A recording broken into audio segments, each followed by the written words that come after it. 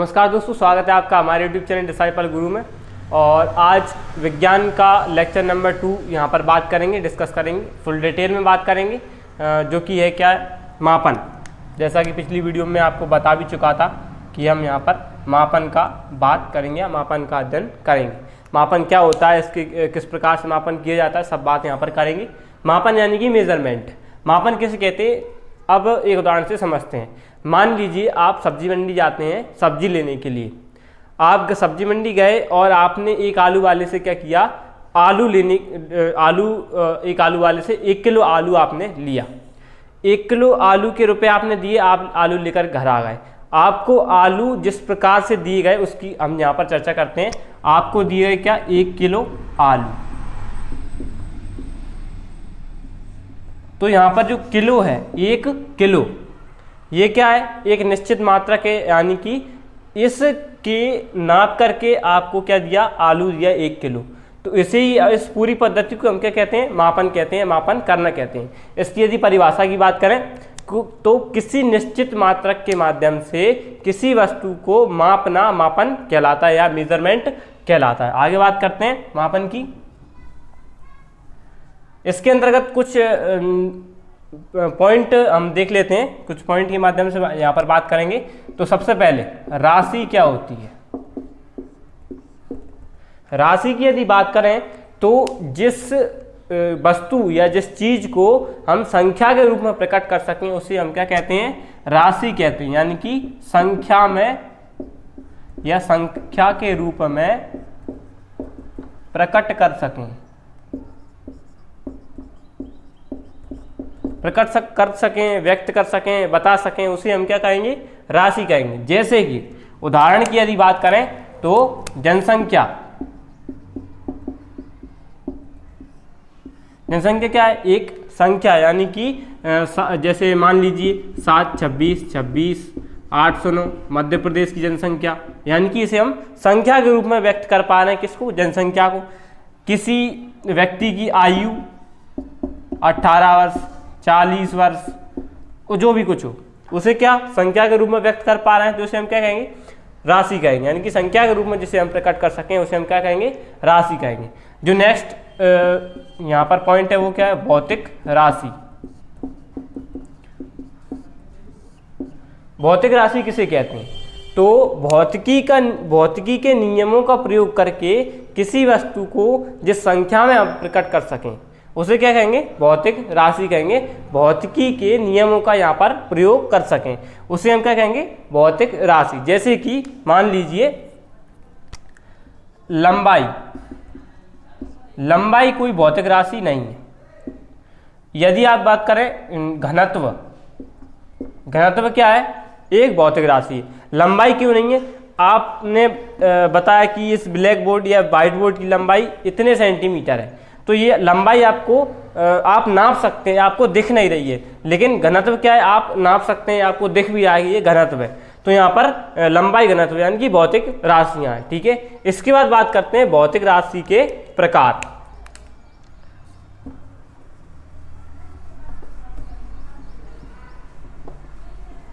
तो भौतिक राशियों को मुख्य रूप से 2 भागों में विभाजित किया जाता है। बता देता हूं कौन कौन सी।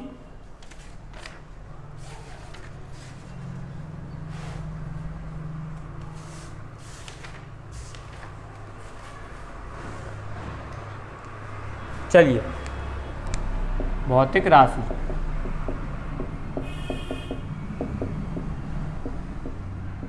पहला, मापन या मात्रक के आधार पर। इसके अंतर्गत मूल राशि और इसके अंतर्गत 2 आती हैं, मूल राशि और व्युत्पन्न राशि। इसके बाद मापन या मात्रक के बाद दिशा और परिमाण के आधार पर। इसके अंतर्गत भी 2 राशियों की बात करेंगे, सदिश राशि और अदिश राशि। चलिए, तो डिटेल में थोड़ी सी बात कर लेते हैं भौतिक राशियों की। मापन या मात्रक के आधार पर मूल राशि और व्युत्पन्न राशि। मूल राशि की यदि बात करें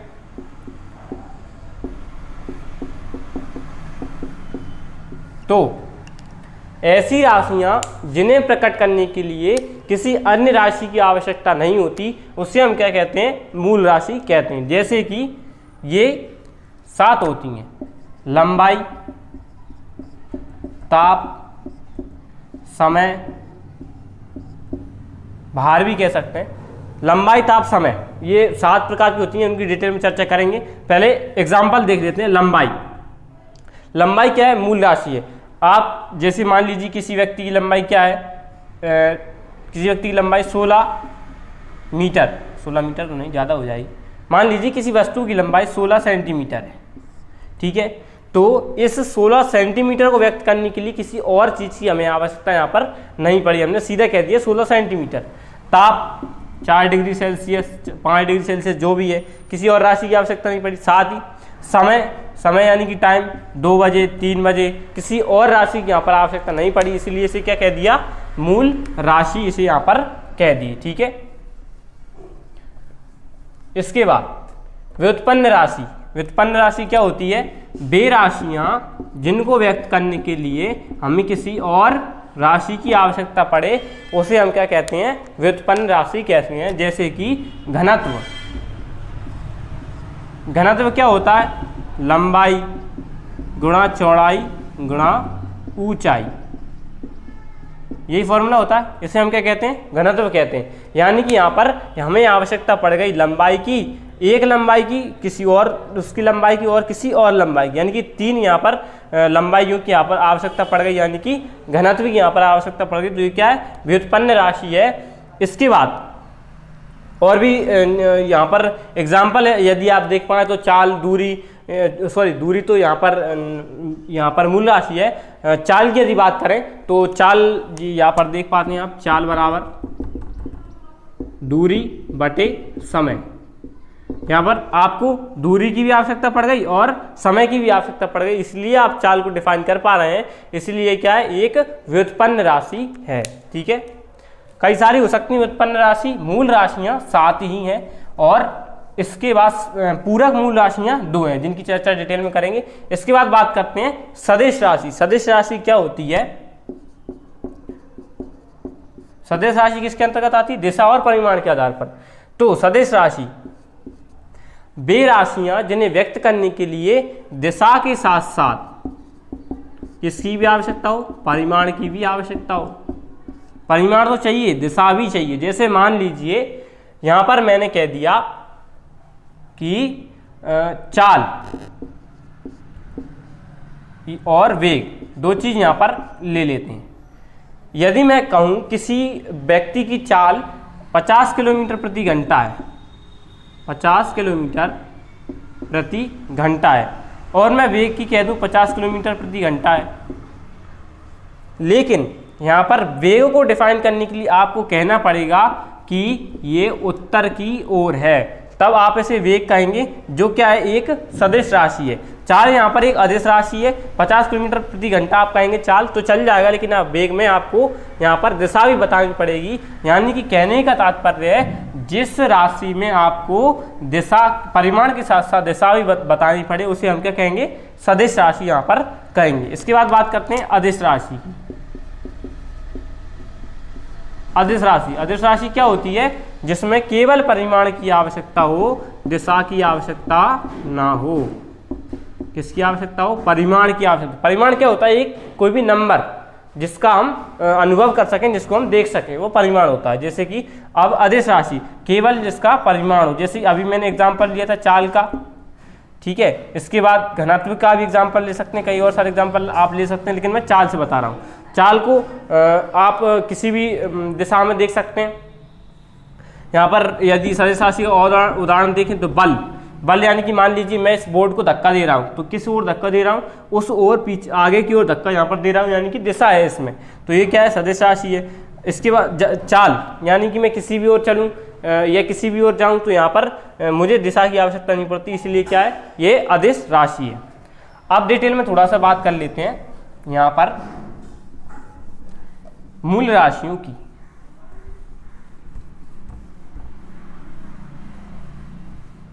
तो मूल राशियां होती हैं 7।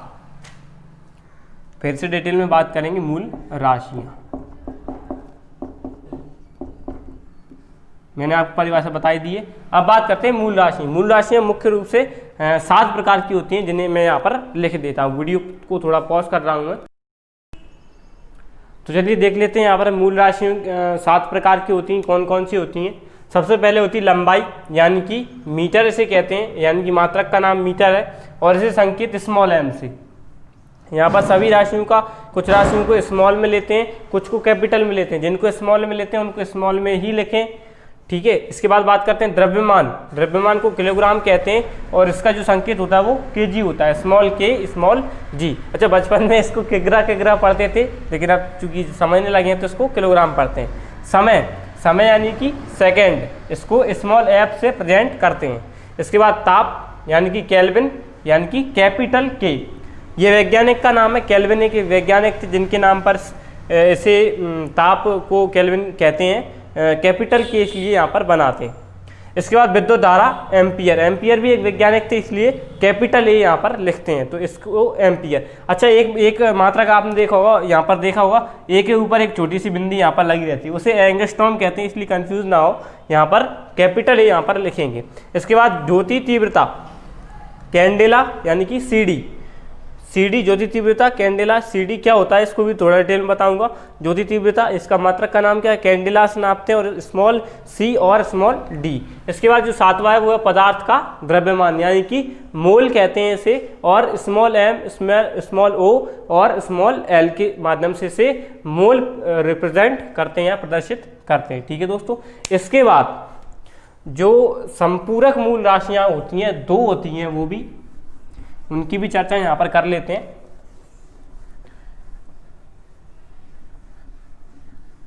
संपूरक मूल राशियां जो मूल राशियों के ही समान होती हैं लेकिन मूल राशियां नहीं होती, उन्हें हम क्या कहते हैं? संपूरक मूल राशियां।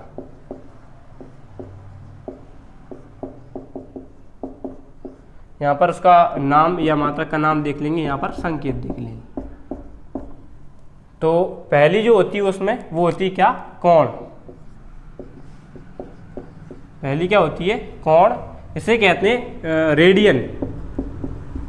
इसका जो मात्रक का नाम वो क्या है? रेडियन है, और small r small a d, RAD यानी कि रेडियन, इस प्रकार से इसे रिप्रेजेंट यहाँ पर करती है, रेडियन। इसके बाद दूसरा है घनकोण। घनकोण सॉलिड एंगल, इंग्लिश में इसे कहते हैं ठोस कोण भी, या इसे कहते हैं, इसे क्या कहते हैं और या ठोस कोण। इसे क्या कहते हैं? इसका मात्रक का नाम steradian, SR, capital L S और स्मॉल r से इसे, सॉरी स्मॉल s ही है यहाँ पर भी, स्मॉल s स्मॉल r से इसे रिप्रेजेंट करते हैं, घनकोण या ठोस कोण, स्टेरेडियन SR, ठीक है। तो यहाँ पर संपूरक मूल राशियां, नाम और संकेत इस प्रकार से हम देख पाते हैं। इसके बाद आगे अध्ययन करते हैं यहाँ पर कुछ 10 की घात के मात्रकों का, यानी कि जिनके ऊपर 10 की घात चढ़ी है, 10 की घात लगी है, उन्हें किस प्रकार से देखते हैं। तो इसे लिखने के लिए फिर से वीडियो को थोड़ा पॉज कर देता हूँ मैं, आपका समय बच।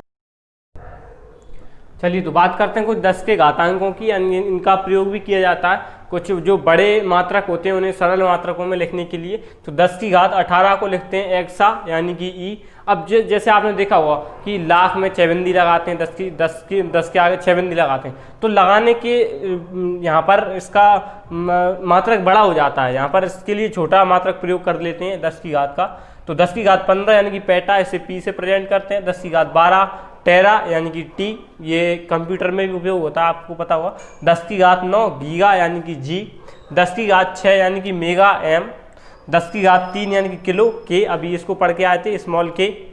10 की घात 2 यानी कि हेक्टा एच।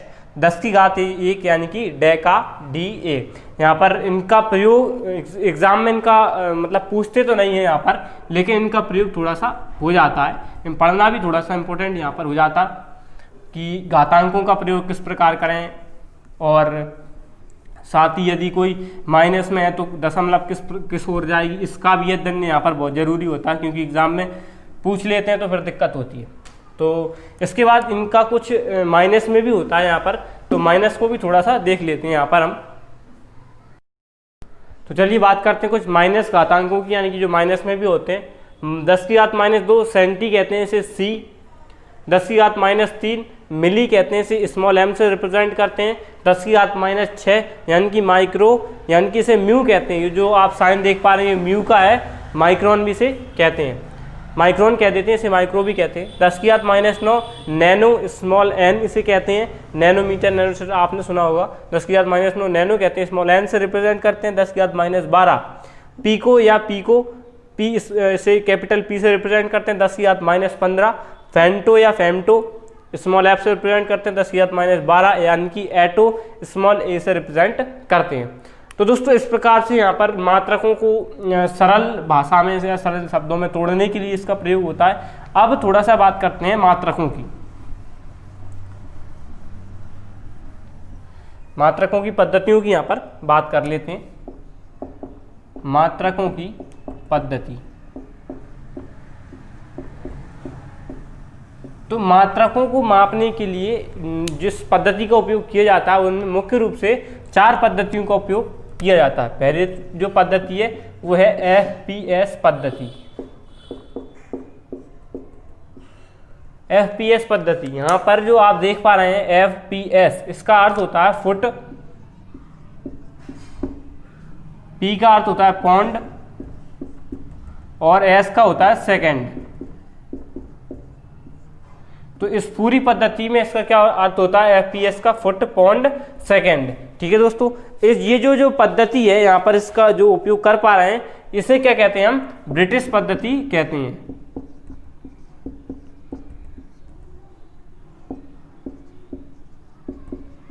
ब्रिटिश पद्धति।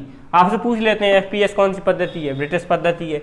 FPS में किसका अर्थ क्या है, फुट, पौंड, सेकंड, पहली पद्धति। इसके बाद दूसरी पद्धति है जो उपयोग में आती है वो है MKS पद्धति। MKS पद्धति, इस MKS पद्धति में जो M का अर्थ होता है वो होता है मीटर, K का अर्थ होता है किलोग्राम और S का अर्थ होता है सेंटीग्रेड। सेंटीग्रेड S का अर्थ होता है। ये जो पद्धति है वो कौन सी पद्धति है, यहाँ पर ये मीट्रिक पद्धति है। कौन सी पद्धति है, मीट्रिक पद्धति है। मीट्रिक पद्धति क्यों कह दिया, क्योंकि यहाँ पर मीटर का प्रयोग लंबाई के अर्थ में करते हैं। ये सबसे व्यवहारिक पद्धति है। यहाँ पर आपसे एग्जाम में पूछ सकते हैं, 4 ऑप्शन देख के सबसे व्यवहारिक पद्धति बताइए, MKS, FPS या SI पद्धति। तो इन 3-4 ऑप्शन यहाँ पर आपको दे सकते हैं। इसके बाद बात करते हैं, यहाँ पर लिखने की कोई जरूरत नहीं है, इसकी PDF फाइल आपको मिल जाएगी डिस्क्रिप्शन में। CGS पद्धति, नेक्स्ट कौन सी है, CGS पद्धति।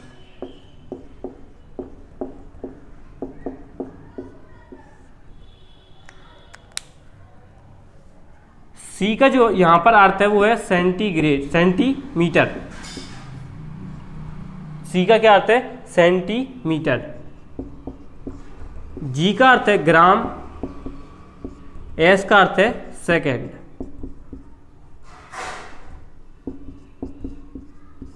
तो 3 यहाँ पर आप देख पा रहे हैं, CGS सेंटीमीटर, ग्राम, सेकंड, इस पद्धति को कहते हैं। साथ ही इस पद्धति को कौन सी पद्धति के यहाँ पर कह देते हैं, फ्रेंच पद्धति यहाँ पर कह देते हैं। इसके अन्य नाम क्या है, फ्रेंच पद्धति, या इसे गॉसियन पद्धति भी कहते हैं। ये गॉस एक वैज्ञानिक थे, इनके नाम पर। इसके अलावा इस पद्धति को और क्या कहते हैं, डेसिमल पद्धति भी कहते हैं। तो इस पद्धति के 4 नाम है इस पद्धति के। CGS पद्धति तो इस नाम है ही, फ्रेंच पद्धति, इसके बाद गॉसियन पद्धति या डेसिमल पद्धति, इस पद्धति को कह देते हैं। इसके बाद बात करते हैं सबसे इंपॉर्टेंट जो पद्धति निकल कर आती है वो है SI पद्धति। इंपॉर्टेंट है थोड़ी सी, आप यहाँ पर देखें, SI पद्धति।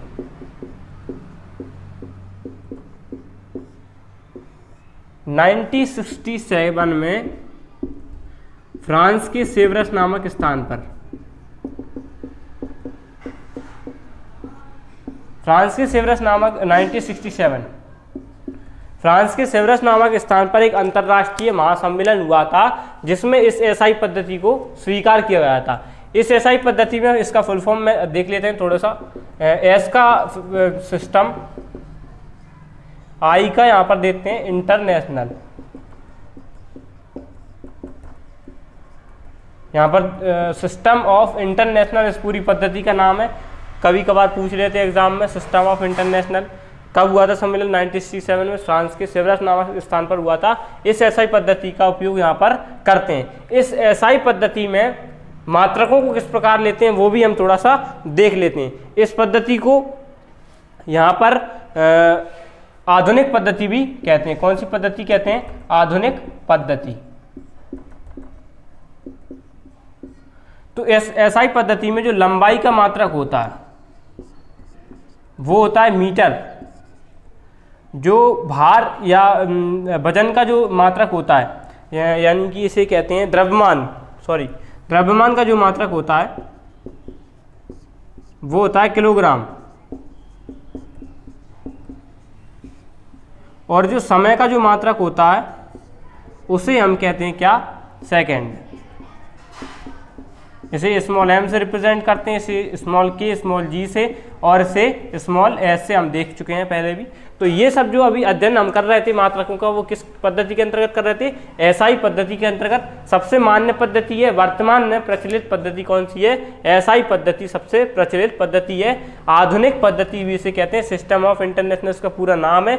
लंबाई के लिए मीटर उपयोग करते हैं, द्रव्यमान के लिए किलोग्राम, और समय के लिए सेकेंड इसका यहाँ पर उपयोग करते हैं। ठीक है दोस्तों, अब इस पूरे टॉपिक को पढ़ने के लिए तो बहुत कुछ है, बहुत डिटेल में पढ़ने के लिए यदि आप बड़ी बड़ी किताबों से पढ़ेंगे तो बहुत डिटेल में पढ़ने के लिए आप यदि पढ़ना चाहते हैं डिटेल में तो आप डिस्क्रिप्शन में जाइए, वहाँ पर पीडीएफ फाइल आपको दी गई है, वहाँ से यदि आप डिटेल में पढ़ना चाहते हैं तो पढ़ें।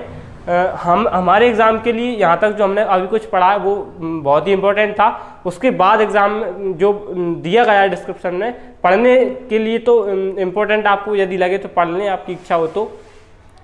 एग्ज़ाम में वहाँ से इतना डिटेल में नहीं पूछते, यहाँ पर सिर्फ केवल मापन में यही पूछा जाता है।